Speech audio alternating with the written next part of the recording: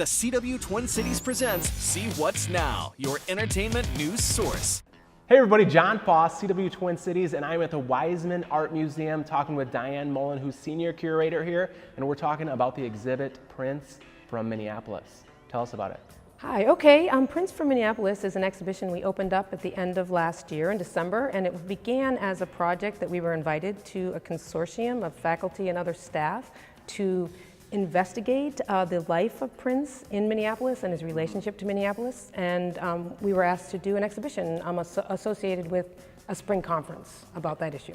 Very cool. Prince obviously left a very big impact on the city, and one quote that he said that was famous is, "I like Hollywood, I just like Minneapolis a little bit better."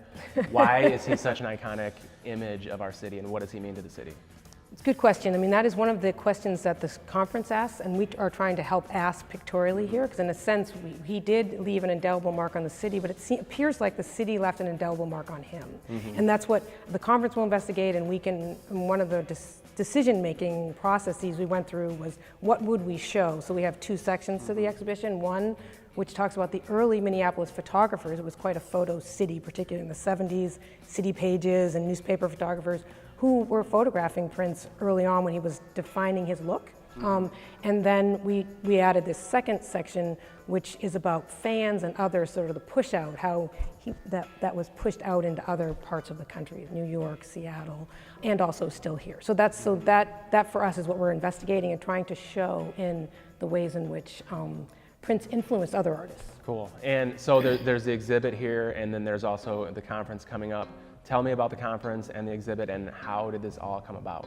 Okay, so the conference is in April, and coincident with the anniversary of Prince's death. It's April 16th to the 18th, and there'll be some activities going on in Paisley Park too. The conference is international in scope, so scholars, they put out a call in the fall, so there'll be scholars here doing a number of panels on different issues, spreading out to things about his effect on through Minneapolis, but also his effect on issues of identity and sexuality and music. There'll be music scholars here. The exhibition was meant to, as an art museum, talk about the visual culture around Prince. So for us, we worked on that to, like I mentioned, to work on finding some of the early photographers, Terry Gideson, Robert Whitman, Nancy Bunt, and Alan Ballou, all of whom were very productive and well-known photographers, particularly photojournalists here in Minneapolis. We got a hold of them and got them to work with us in terms of getting Prince together to put in our photo gallery. And you mentioned before the interview that a lot of this was actually planned before his death, is that right? That's right. We were approached by Arun Saldana, who's a geography professor, who's the head of this consortium, this collaborative, who was applying for university funding to do this project.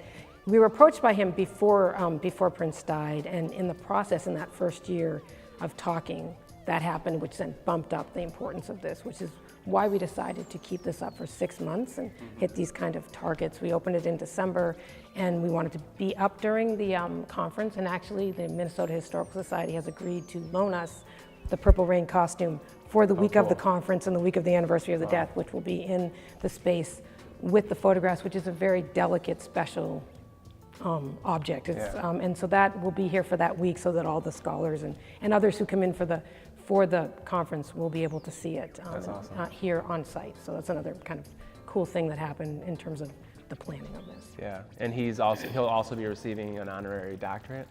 That's the word, yeah. So that is the word. I'm sure you'll hear more about that, which was part of the initial push that the consortium had wanted to happen. Mm-hmm. Cool. And you mentioned some of the artists already, but tell me about some of the artists and why those artists were chosen. Okay, so the 4 photographers, like I mentioned, were all were well-known photojournalists who agreed to be involved in this. Robert Whitman, Terry Gideson, Nancy Bunt, and also Alan Ballou, who was an interesting early color photographer in the 70s. Color photography was sort of making its way as an art thing, legitimate art, and Alan's a real master of that, and so it was really great that we were able to work with him and help him print some of his original negatives, so that was interesting. In this space that we're sitting in is a section 2, which we call Fanning It, which is the gallery that shows artists who were either fans or inspired by or doing homages to Prince. So we have Eric Noren, who did for Anna Schwinn a bike, a special Prince bike. So Eric Noren, who is a bike designer from Minneapolis, those sorts of things popped up. Troy Guya, which is behind you, who does a years-long project called Le Petit Prince, where he uses claymation doll, where he photographs Prince and settings from his movies and from real life, and he's been doing that for years.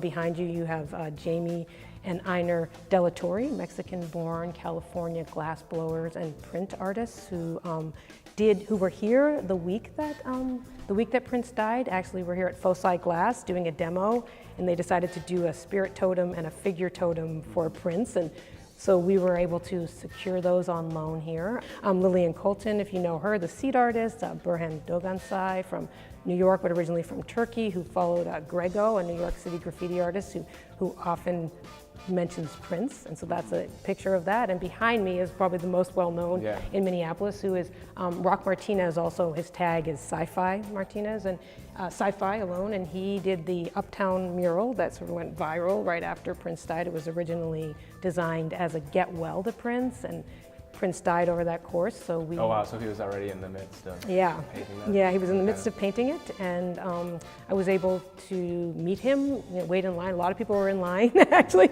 to talk to him, and met him and asked him if he would be interested in be a commission to do a new piece so that's how for the this gallery. Started. Yeah, I mean, literally. Getting this in here? Yep. Okay. Yeah, I was at Uptown Diner for breakfast and went over and chatted with him, and he said, yeah, I'd love to. So he did a meeting with our art mob, which is kind of a collector art group that goes around and visits studios. But we met there on site, and he talked about being a graffiti artist, and we commissioned this piece, which is large. Yeah. He had interesting stories to tell me that I thought very interesting. He said that it took him a long time to get the Uptown mural done because so many people wanted to tell him their Prince story, which leads me to that last. Yeah, he said, I'm exhausted from here. And I said, yeah, that's interesting because I have one too, but I won't tell it to you. But he said it was a really interesting experience of people coming just saying when they met Prince, which leads me to that last piece, which is an interactive video and work that we worked on with the College of Education and Human Development here. Aaron Doring, his name is, who designed this for classroom use. And so it is actually titled Everyone Has a Prince Story. So you can go over there and record and film yourself telling your Prince story. And we're collecting those up, and that'll be a part of what's collected up and put into the catalog for this show, which is actually also being done in conjunction with that consortium. So that's really cool. Yeah, this is a cool little, and it's definitely true. I think the LA Times did an article that mentioned that everybody has a Prince story. That's what we say here, and it's kind of true. So that is why we decided to develop that with them, with the education department. So if this was already in the works before his death, what is the significance of the timing? I think it's interesting that is interesting. That before it was just quite literally a way of looking at Prince, the way that Arun Saldana was interested in that and interested in his unique relationship to his home city, that he would say that. I like LA, I like New York, but I prefer Minneapolis, and how often Prince sightings really did happen. And I think ultimately his death just really pumped up or bumped up the importance and urgency of doing it now, and not letting it languish or drop away. So that actually just kind of, and it also broadened the scope of people who were interested at the university to help out with this. So that's the thing, and with the catalog and that sort of thing. So I think it became much more urgent to do it. For somebody who's been so involved with all of this, with this exhibit and all of these tribute, the fan art and stuff like that, what did you think of Justin Timberlake's Super Bowl halftime tribute? Good. It was good. I think it was good. Yeah, I think it was. I was glad that he was chosen. Of course, when we first started talking about this, we thought maybe we timed it to be open when the Super Bowl was open. We were thinking maybe Prince will play. That'd be really great. Well, a lot of people think that he has the best Super Bowl performance. Yes, all time, so. And I will say we talked to the NFL and to Paisley Park about showing that here in this gallery, and the rights were not released to us. But come on, NFL, let's go. Actually, the NFL was actually they were cool about it? Yeah, they were actually cool, okay. And it was interesting to talk to them because I felt like that'd be really great. However, that's why we thought this will be a great thing to link up with the Super Bowl, and it was I liked it. I liked Justin Timberlake's, what he did was good. It was really good. I also like what the Minnesota Orchestra did when they opened in the stadium, one of those first televised. Vikings game? I was yeah, there. That was oh, you were there. awesome. Yeah, I must have seen one of your things. I saw it on one of your films. That also I thought was a very Minneapolis moment. I think that I wish it were more broadly available for people to see because it's just classic. Yeah, definitely. And I thought when they cut away to the wide shot during the Super Bowl of that performance, when they showed the stadium with the Prince symbol, it was great. That was awesome. Yeah, I liked it. It was a good moment for the city. Yeah. All right. So this exhibit is going on now until when? June 17th it will close. All right. And how can people find out more information, get tickets, and be here? Well, you can get to our website, which is weisman.umn.edu, and all of the events will be on there. We had a talk in January, but there are other events coming up around it. And we're open every day except Monday, and we are free all the time. So that's another thing. So yeah, so get on the website and have a look. All right, Diane, thank you very much. Nice to meet you. Twin Cities, make sure you check out Prince from Minneapolis. The exhibit is here right now at the Weisman Art Museum.